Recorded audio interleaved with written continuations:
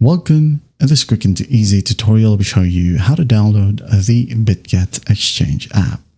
Alright, so first up, go ahead and open up your Play Store or App Store. Tap on it.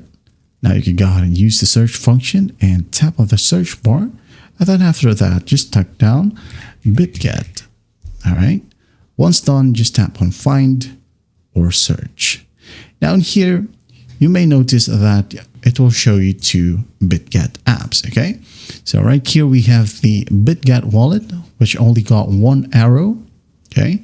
And at the top we have the BITGET Exchange app, okay? Which got two arrows. As the title suggests, we are going to download the BITGET Exchange app, so just go ahead and tap on BITGET Buy and Sell Crypto right here, okay? Again, not the BITGET wallet.